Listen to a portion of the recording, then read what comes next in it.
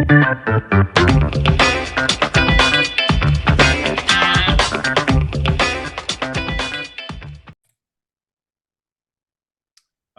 right. Welcome back to another episode of the Real Estate Investing Club.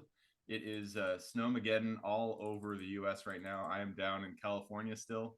So luckily we do not have that. It is cold here, but it's we're not seeing the snow. But my family up in Washington has been saying they're starting to get it. So hope everybody stays nice and warm out there. We're gonna heat you up a little bit with some knowledge on real estate. Today we have Dobbs Ackermann with us. He is a multifamily man with over $1 billion in total assets built and acquired. Billion with a big B. So that is a big number, and I'm sure he has a lot of wisdom from all those transactions. So, Dobbs, thank you very much for hopping on the show. Hey, thanks for having me. Appreciate being here. Absolutely.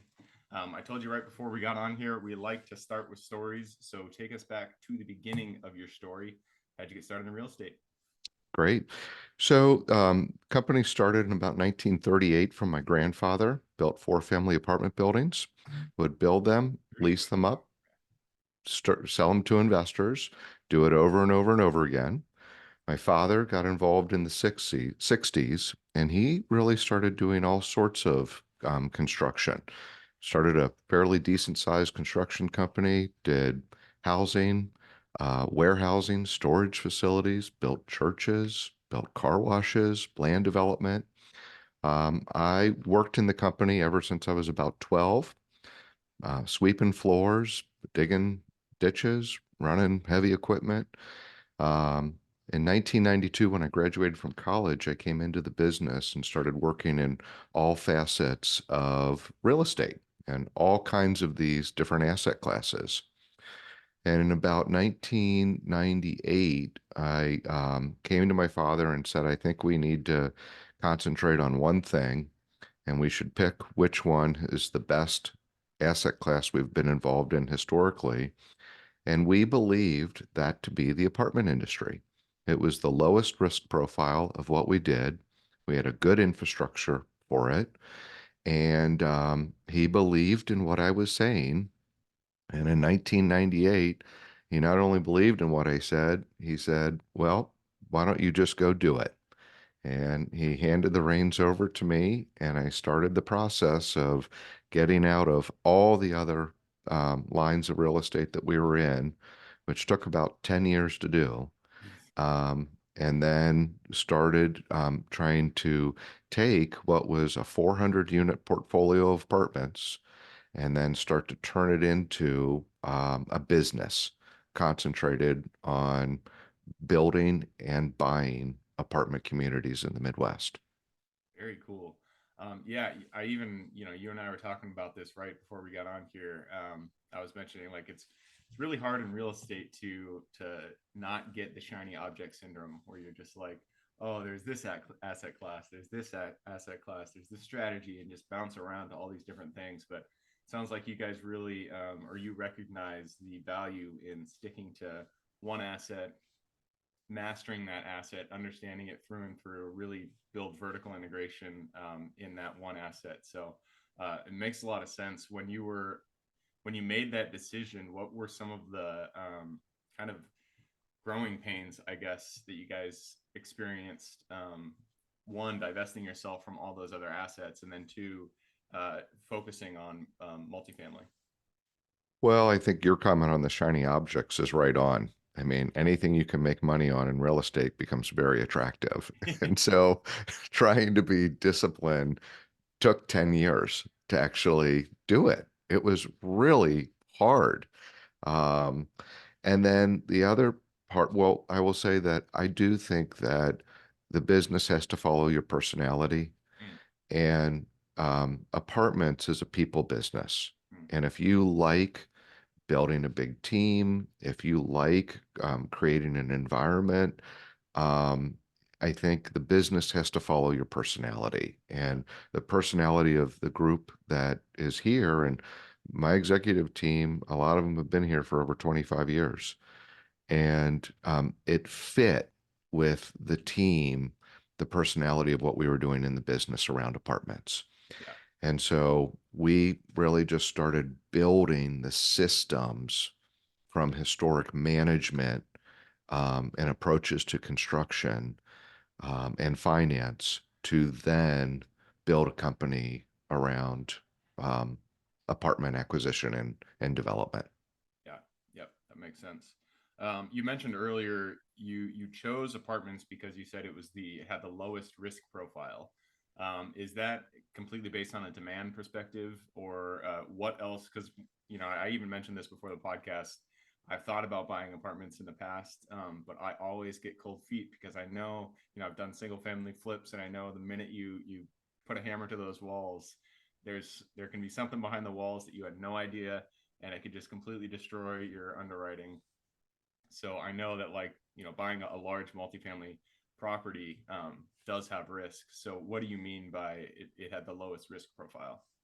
So when we looked at all the things we were involved in, retail, office, land development, home building, storage facilities, car washes, warehouses, there was something unique about the apartments. And while they didn't always make the most money over certain periods of time, they were the most consistent of always making money.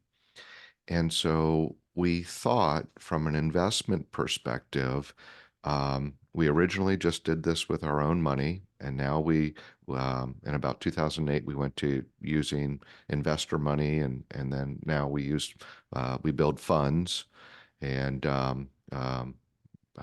bring all the investors together into multiple deals. We thought for ourselves, we wanted to take a conservative approach in regards to using other people's money. And so to us, that also meant picking a more conservative asset class, Hmm. and that was apartments. Yeah. And my grandfather would say, and my father would say, everybody always needs a home. And so if you build or buy the right property and you keep it in the right condition, constantly reinvesting into it, while you may not make the most money out of everybody in what you're doing, you will have a very consistent approach. And that's what we really were looking for in Yeah. what we were doing. Yeah, that makes sense. Um, I just read, I can't remember which report it was, but I read that apartments are getting to the point where it's overdeveloped in a lot of major metros out there. Is that what you guys are seeing? Are there specific metros that you feel still have a lot of opportunity on the development side? I think we are seeing that as headline news in a lot of major markets. If you look at where we are in the Midwest, we do not experience that. Yeah. If you look at second tier markets, which is really what we're concentrated on, we do not see that. We take a pretty specific approach to this, and we look at the demographics within a marketplace, and then we look at the creation of jobs.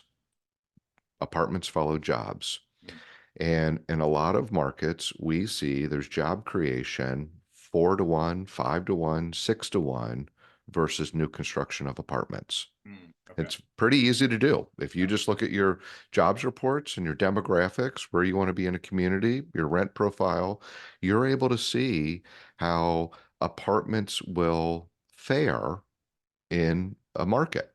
Yeah. A lot of the very hot markets, Supply and demand. Charlotte, Nashville, Atlanta, the Texas market, some of the Florida markets, some of the markets out west, Denver, they are blowing up and they've built so much that I think we're going to see a little bit of softness. But if you look at a lot of the other markets, second tier markets, Midwest markets, we just aren't going to see that. We don't have the construction volume that's occurred, but in a lot of the markets, we're now starting to see a lot of job creation that's occurring. And that's really what we're following and looking for in regards to markets that we want to operate and buy in. We just think it's a much safer avenue. It may not be as glamorous as some of the big markets, but you can have a steady return and a safer return when you look at the long run of um, being in the market. Yeah. So second tier job growth, second tier markets with job growth is what you're looking for. Yep, absolutely. Yeah, that makes sense. Um, So you already mentioned that one of the steps that you took when you decided to go all in on multifamily was you had to build your team around multifamily. How did it change from the team building perspective? How did that change when you went from looking at all these different type of asset classes to looking at just one? Well, it morphed and it took a lot of time to figure this out. I would say we really didn't figure it out until about 2016, Hmm. and we had to figure out what the purpose of our company was. Just in And time for the 2020 spike, right? yeah, yeah. And what we finally realized was the purpose of our company was about the people in our company. Hmm. And so we really understood through our guiding principles, did we have the right people on the team? Did we have the right purpose around what we were doing as a business? And what changed for us is we have taken an approach that what's first important is the people in our company. And if we can figure out how to operate and run a company dedicated first to the people that work in it, then those people, because they have the support, the structure, and the environment, they actually are in a position to then take care of people that live in our communities. And so we were able to take our guiding principles from a company perspective and then start to look at how can we move that even out to a community perspective. And ultimately, we then created operating principles at the community level to create our voice. Hmm. You have 400 people, 600 people living in a community. That community can quickly take on its own personality, Hmm. and sometimes that's okay, sometimes that's not okay. And so we wanted to make sure we were creating the voice and the environment that we wanted, even down at the community level, but we had to start at the company level to really be able to do that. And so when we take a people first approach, it's people first in our company, and by serving them, then we can actually serve our communities. That took a really long time to figure out of what that meant. I mean, it starts with salary and benefits, then it goes to culture, then it goes to environment and condition, engagement, communication. It's a lot that all of a sudden you're trying to dissect to really then operate, we think appropriately, a large scale format of running real estate, Yeah. knowing that we want to self-manage. We only want to buy things that we're going to manage ourselves. We've just had a lot more success doing that than handing it off to third parties. Yeah. Yeah, that's something that I mean everything you said rings really true for me, when you're making small tweaks at the top, especially when it comes to like policies, values, that kind of things. It really has an impact all the way down. It's something that I really want to get, my company to, is to the point where we can bring everything in house. And because that really, I feel like that really does have an effect on the return that you get on the property, and just how the quality control that you can have with operations when you're using third party property management. Of course, there are good property managers out there. I don't want to say anything negative about property managers. They do great work. But if you can bring it in house, then you really have a lot more control, and you can make sure that what's happening at the property is in line with your values and what you're trying to accomplish. So I like that. We've found that we can get a couple more points of return, Hmm. a couple percentage points of return. That's a little bit better, and then we can also we get to spend a little bit more time on the asset condition. And combined with that, we are able to position a property from a long-term basis in a condition that, in good or bad markets, is going to maintain occupancy and income. Hmm. And we've just found that critical when we typically look at a 10 or 12-year horizon on any property that we buy or build for a hold period, Yeah. and then looking for the opportunity during that 10 or 12 years for where is the job market slowed. When we see a peak coming in the market based on cap rates and interest rates, is there an opportunity then to sell and really garnish the highest return we possibly can, while at the same time looking at our team and making sure that we're not making a poor decision for the team that's within a particular region of losing scale to operate. Yeah. Is there a return on IRR that you guys kind of have as a baseline that you want to achieve? I know every market's going to be different, but is there a specific number that you shoot at for all your properties? So in our funds for just buying existing real estate, we look at a minimum of a cash on cash return of 8% over the life of the deal, and a minimum of 12% IRR Okay. over the deal. Now, historically, we've been able to operate north of a 20% IRR over the last 15 years. So we've had some great numbers. Yeah. When it comes to underwriting, we use that as the baseline of what we're doing. And then we look for the opportunities that we can begin to bring. Maybe there's a little bit more income through cable and internet. Maybe we are able to, through our utility programming, able to garnish a little bit more efficiencies for the tenants Mm. and for ourselves in regards to some additional income there. As you go into a market and you get a little bit of scale, you're also able to then drive some of your efficiencies from a management company so you can bring a little bit of dollars back there. So it's just a lot of little parts and pieces that you've got to start with your baseline of what you know. So that's the minimum. If you've got a minimum and you know you can operate on to that, then our approach is then to just say, how can we start chipping away at that? And can we get to 13? Can we get to 14? Can we get to 15? We be advantageous in the markets on how we structure the deal? And then can we start driving that return? So And one of the biggest things I just wanted to get out to everybody, if you don't mind, is there's one program that's been the most successful program we've ever seen in our history. We've partnered with Freddie Mac on almost every one of our deals, and they have something called a supplemental loan process. And that is where you lock in your base debt when you buy the deal. And then as you increase your net operating income, you're able to go back in small tranches of $1 million minimum every year, for I think the first 7 or 8 years of the deal, and you're able to add to your loan.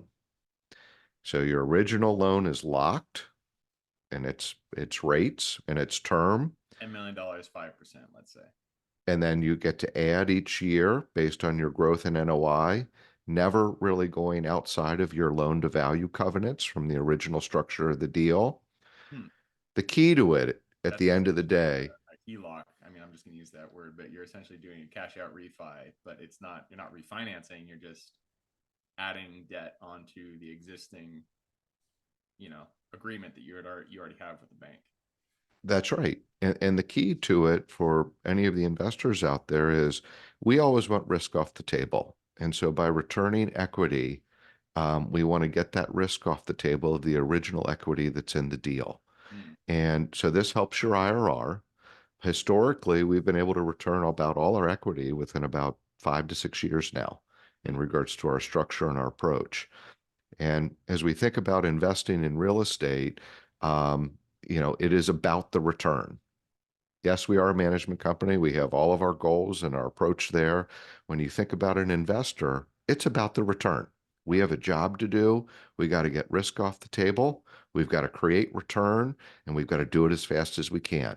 And we got to protect the asset the whole way that we do this. So I just think if anyone has a chance, they should look into this program. Um, Nationwide program, very well structured with Freddie Mac. And we just think it's a magical tool in the apartment industry to be able to use. Hey, can you repeat the name of that program again? It's called a supplemental loan program within Freddie Mac. Interesting. Okay. Yeah, that's the first time I've heard of that. That's makes a lot of sense from the bank's perspective as well.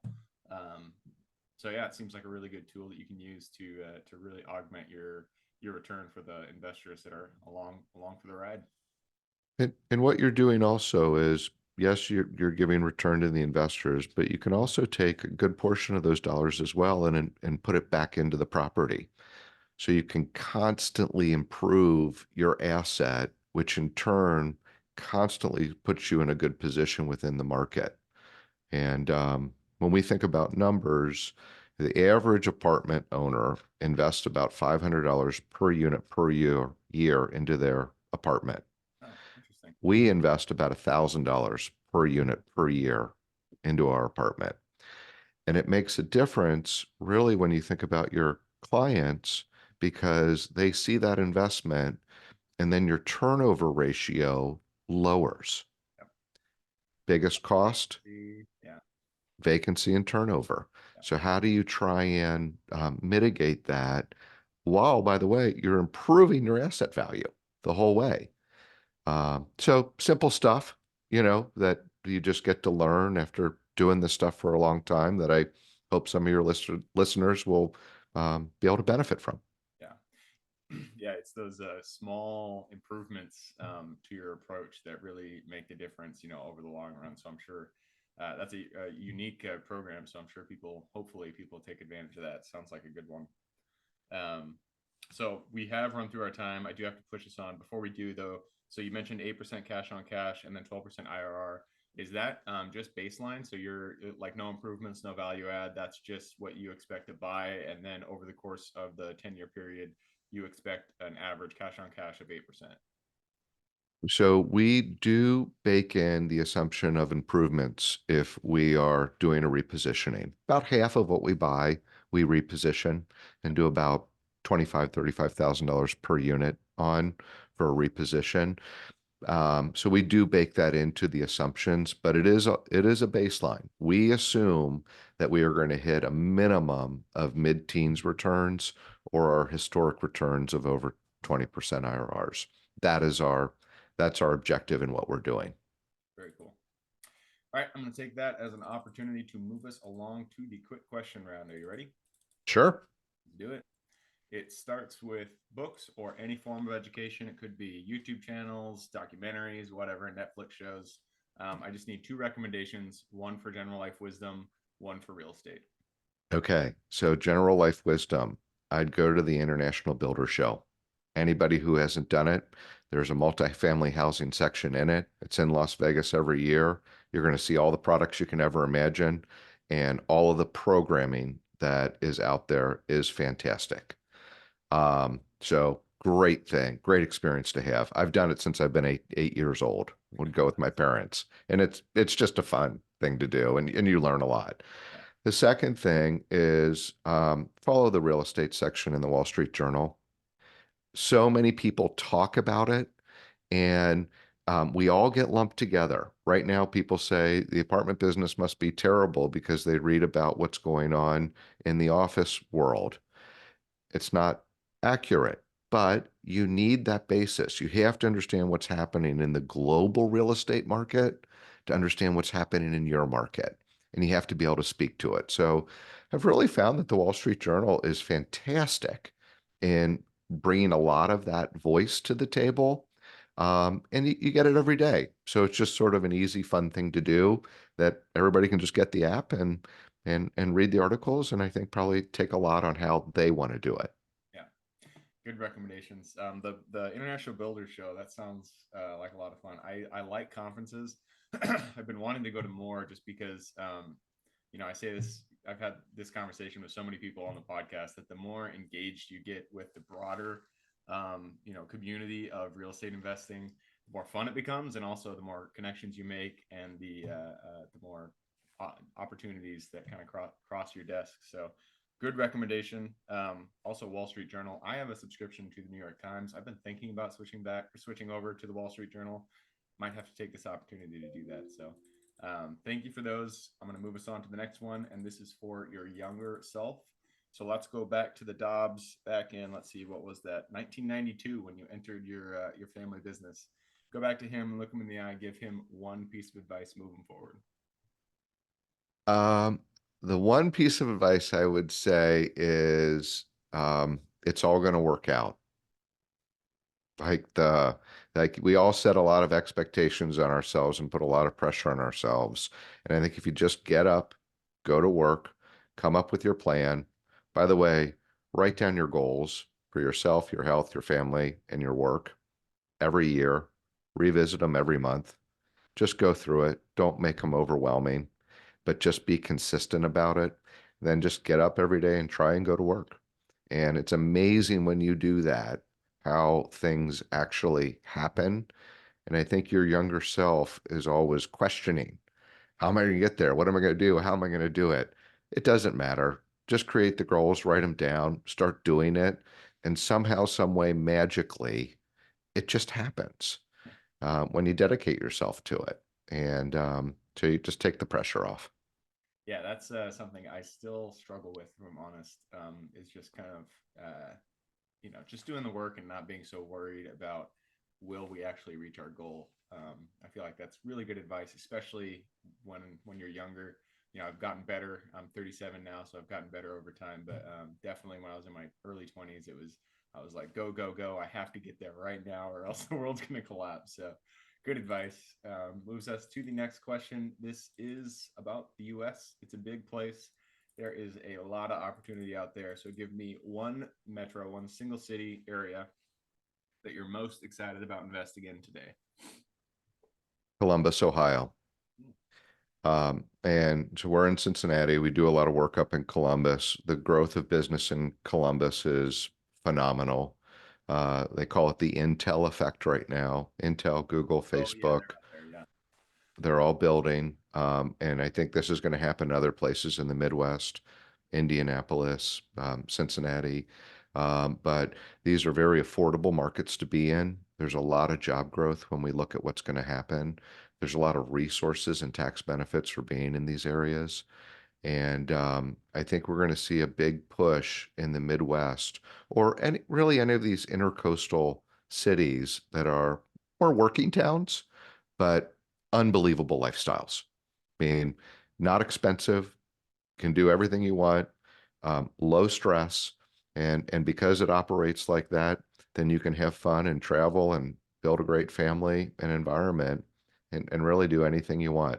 So I'm a big proponent of this kind of um, middle region within the US that I think is going to end up having a lot of advantages for lifestyle when you think about building wealth, building your environment, and creating a structure around you that is the way that you want to operate. Yeah, yeah, that rings true. Especially we're in California right now, Santa Rosa, and I think the average house value here is like 600 something thousand. It's not sustainable. Who can buy that? All right. Working a normal job. Um, so yeah, Columbus, great suggestion. We own a self storage facility in Indianapolis, and I've been wanting to buy more out there because I really like that area. Um, Home run. yeah.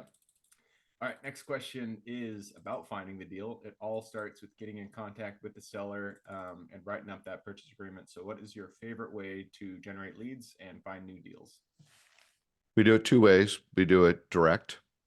So we keep a listing of every property that we would want to buy in each city. So we know what they are.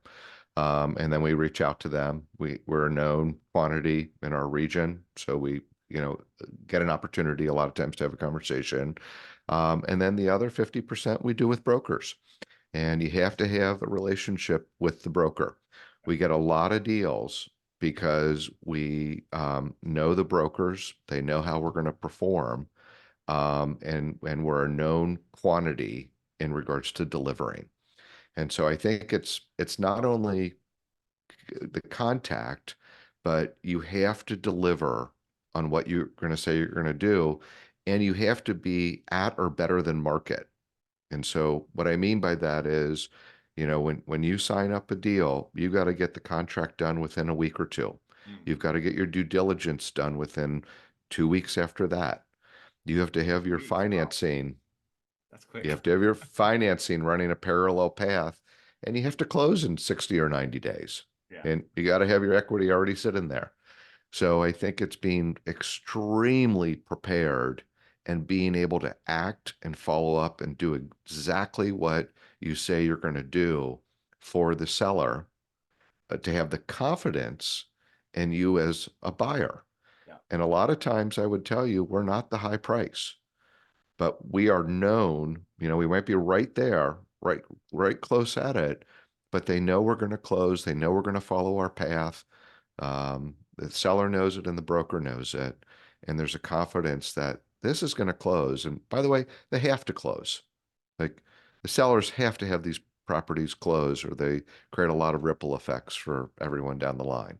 Yeah. Yeah, building that reputation is so important. I still have not added brokers to my outreach. We do all off market, but it's something I need to do because everybody comes on here, especially with people as much experience as you do, saying 50% of our deals come from brokers. So good advice. Moves us to the next question, and this is about your business. I know you kind of stepped into the shoes with your dad and your grandpa.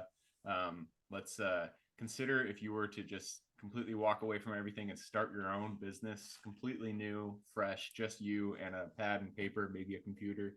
Um, if you were to restart your business, what would be the first three positions you hired, and what order would you do them in? So one, I would do it as a team. I would not try to do something by myself. It's too hard. There's too many critical aspects. So I'd have somebody in finance that understood the numbers.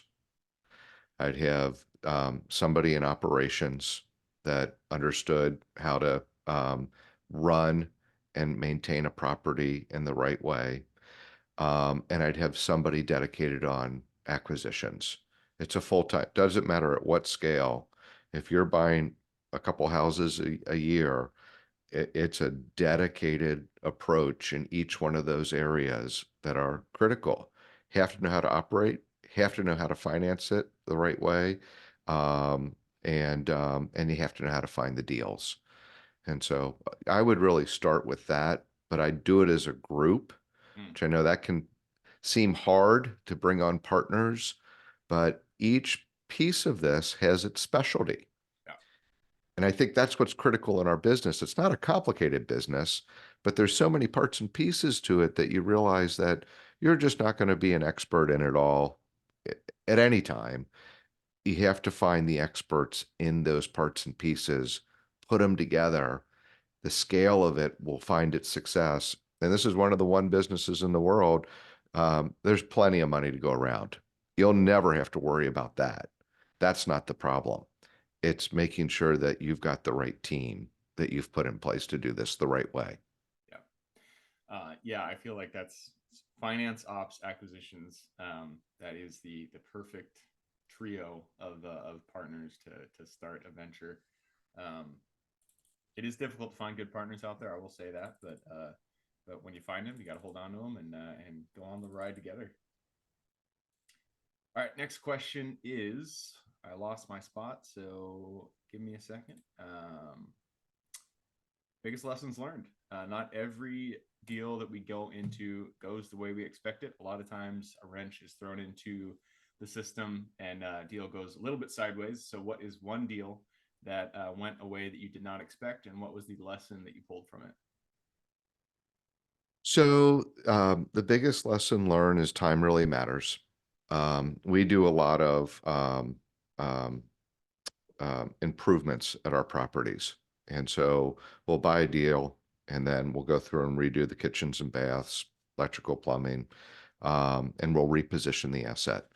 Um, and we've learned through a lot of hard lessons that if we're not set up to do that the right way and we don't do it in the right amount of speed, one, it's going to cost us too much money. We're not going to get the rhythm and the effect on the unit that we want. And two, time is money. So you think you're going to get a unit online and you don't get that rent bump when a renewal comes, then you've left a lot of money on the table.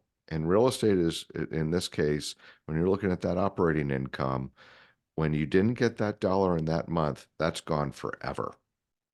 So the effectiveness of how you build, the speed at which how you build, how you move the rents if you're doing a repositioning. We have taken a lot of lumps over the years. We finally have it down, but it's critical to make sure that you've made the right assumptions and structure when you set that up. And today, now we do a rapid renovation, and we can remodel about 3 to 5 units occupied in one day. Wow. That is impressive. Yep, Very cool. kitchens, baths, electrical, and plumbing. And then we know we can do a 300 unit community in about 6 to 7 months. And we know that when that unit turns, that we are ready to get the repositioning on rent that we're looking for. Or when the lease renewals, we can take them through a stepped up process over usually about 2 years so we don't impact the renter too heavily. But man, did we leave a lot of money on the table over the years Yeah. that I wish we would have done a better job. Yeah. Well, I mean, that is something that definitely comes with experience. That's not something that if I did that right now, I would not be able to hit a day. Absolutely not.